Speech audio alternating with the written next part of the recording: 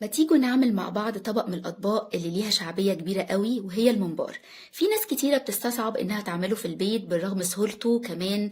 لما بنعمله في البيت بنبقى متأكدين من نظافته. لما بناكله بره في أي مطعم بيبقى من الأطباق الجانبية في المنيو، لكن لما بنعمله في البيت بيبقى طبق رئيسي وبنعمل بقى جنبه حاجات تانية. فتعالوا اقول لكم انا عملته ازاي بطريقتي بالتفصيل. ازاي عملت الخلطة والحشو وازاي هنسلقه ونحمره. هيطلع معاكم خطير، هتعملوه دايما بالطريقة دي. بس يا ريت الاول نصلي على النبي عليه افضل الصلاة والسلام، وكمان ما تنسوش تعملوا لايك. واللي اول مرة بيشوفني، انا رغدان. اول حاجة احنا هنبتدي بالخلطة. حطيت في حلة في طاسة اي حاجة معلقتين سمنة كبار. وهحط بقى على كيلو الا ربع ممبار انا قطعت 3 بصلات كبار. هحط الاول بصلتين وهحط عليهم ملح ومكعب ونص من مرقة الخضار، مكعب اللي هو مرقة خضار.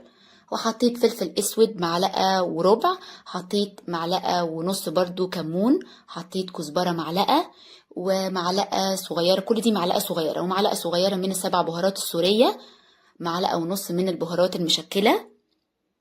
وهنقلب البصل كده لمدة دقيقة. بصوا اللي هو يدبل شوية، مش اللي هو ياخد لون ولا اي حاجة. بعد كده بقى انا كنت مقطعة فلفل حامي، وحدايتين كده من الفلفل الحامي، ومعلقة صغيرة من الثوم، معلقة كبيرة من الهريسة.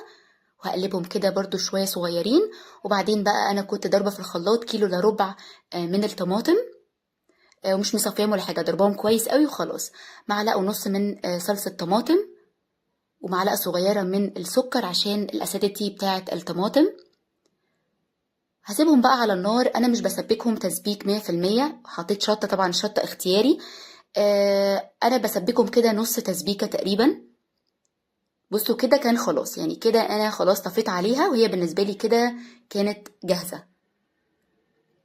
في اي بقى طبق واسع حطيت نص كيلو من الرز، يعني على كيلو ربع ممبار نص كيلو من الرز او ازيد سنة تقريبا يعني. البصلايه اللي قلت لكم عليها بقى حطيت عليها ملح وفلفل اسود وبهارات وقلبتها كويس، وهحطها على الرز. وهحط برضو الصلصه. دول بقى كزبره وبقدونس وشبت، 3 حزم، حزمه من كل واحده، بس الحزمه تبقى كبيره شويه لان الممبار بيبقى حلو فيه الخضره كتير اكتر كمان من المحشي. الخضره لما بتبقى كتير بيبقى احلى. هحط بقى في الوقت ده زيت، يعني 5 معالق زيت كده، وهظبط الملح. وحطيت كمان نعناع ناشف. حط بقى نص معلقة، معلقة صغيرة لو مش حابين خلاص، بس النعناع بيبقى حلو عامة في المحاشي. كده الخلطة جاهزة عشان نحشي الممبار. انا بحشيه مش بقمع ولا اي حاجة. طريقته سهلة جدا. بصوا انا بفتحه كده وبالمنظر ده كده بفضل ادخل الرز لغاية نص الممبار كده، وبعدين بقلبها من الناحية التانية، وبعدين بحشي برضو بنفس الطريقة. الحشو ما يبقاش كتير. الممبار اللي انا حشيته المرة دي ما كانش تخين قوي. في ممبار بيبقى اتخن شوية. في ناس بتحب برضو تزود الرز عن كده شوية، بس المهم ان احنا ما نزودش الرز جامد عشان ما يفرقعش وهو بيتسلق. زي ما قلت لكم هنحشي من الناحيه دي وهقلبه من الناحيه التانية وهنحشي. في ناس بيحشوه بقمع، بس لازم القمع طبعا يبقى واسع عشان ما يضايقكمش، والرز ساعات ما بينزلش من القمع لما القمع بيبقى رفيع. طريقته بسيطه جدا، الحشو ما بياخدش وقت على فكره خالص. انا كده خلاص كنت خلصت الكميه. في حله بقى على النار هحط ميه، ولما الميه تبتدي كده تسخن هبتدي بقى احط طماطمايه، واحط ورق لوري، واحط حبهان، ملح وفلفل اسود وشويه بهارات. ولما الميه تغلي بقى هحط بقى الممبار فيها.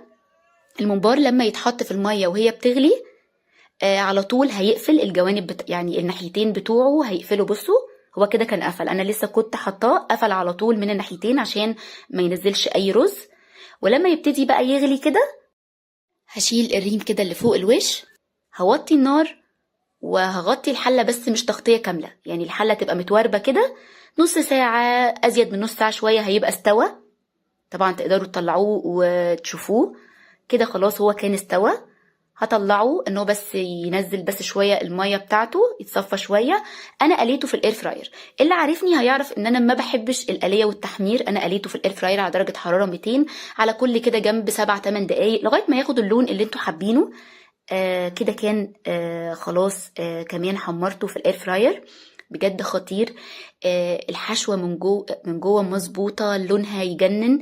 المقادير كمان اللي قلتلكوا عليها، طماطم بصل كده، مظبوطة جدا. رز مستوي. الممبار من بره خطير، طري ومش ناشف. في ناس طبعا تحب تحمره، طبعا براحتكم، عادي حمروه في زيت، زي ما تحبوا. انا دهنته بزيت على سمنه وحطيته في الاير فراير. بصوا من جوه اللون الرز يجنن ازاي، خطير. جربوه بطريقتي هيعجبكم ان شاء الله، وبالهنا والشفا مقدما على اللي هيجربوا. وبكده يكون الفيديو خلص، يا رب يكون عجبكم.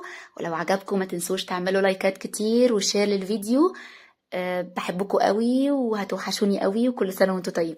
باي باي.